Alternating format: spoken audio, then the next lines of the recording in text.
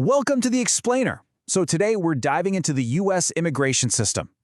For a lot of skilled professionals, students, and even visitors, it feels less like a process and more like, well, a real obstacle course. So let's map out what these new hurdles actually are and what they mean if you're the one trying to get through it. Okay, let's start right at the beginning, the moment you arrive. This is a situation that, gives a lot of travelers some serious anxiety. So picture this. You're at the customs desk, and an officer looks at you and says, "Unlock your phone and hand it over." What do? What are your rights? Can you even say no? Well, the answer really depends on your citizenship status. And the consequences, they are worlds apart. Here's the deal. Technically, everyone has the right to refuse the search. But for a non-US citizen, saying no almost guarantees you'll be denied entry and put on the next flight home. Now, if you're a US citizen, they can't deny you entry, but they can take your device, hold on to it, and you could even find yourself arrested. It's a choice with no good answers, really. So that first challenge at the airport, it's really just the tip of the iceberg. It points to a much bigger trend. The U.S. border isn't just a physical line anymore, it's digital now too. And that digital border, well, it follows you way beyond the airport. And yeah, that scrutiny goes way beyond just the border crossing. Think about it. Officials are now regularly looking at social media profiles for pretty much any kind of application. We're talking student visas, work visas like the H-1B, and yeah, even all the way up to green cards. So you're probably wondering, what are they even looking for? And this is super interesting. It's not really about you posting something critical of US policy.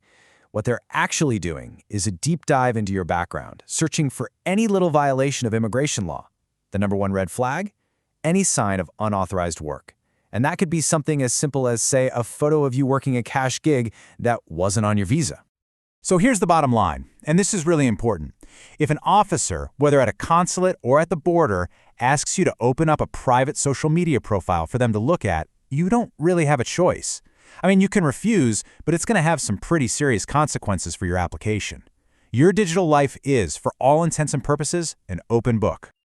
All right, that brings us to the next big obstacle on the course, what we're calling the professional gauntlet.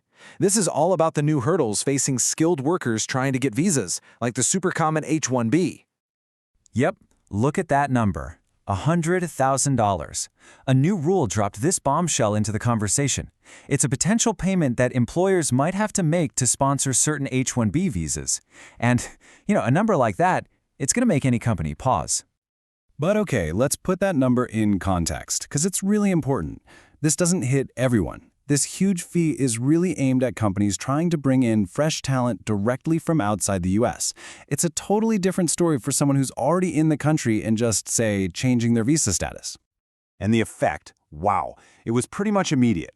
This policy has, for the most part, just slammed the brakes on sponsoring workers directly from overseas. It's basically shut down a major pipeline for hiring international talent. Now, companies who want that global talent have to figure out other ways. And those other ways are often way harder and a lot more complicated. Okay, so for people who are already here in the US and they're in the home stretch trying to make it permanent, well, that final leg of the obstacle course, getting a green card or citizenship, that's gotten a whole lot steeper too. And this quote, this says it all. Immigration lawyers are saying this is what they're hearing directly from the officers conducting the interviews. Flexibility and leniency is over. That signals a massive shift. It's just not business as usual anymore, not by a long shot. So what does leniency is over actually look like on the ground? Well, it means every single piece of your application, your entire history in the US, is basically being put under a microscope.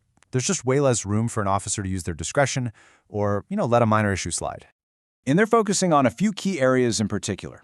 First, criminal records, even really minor stuff from way back.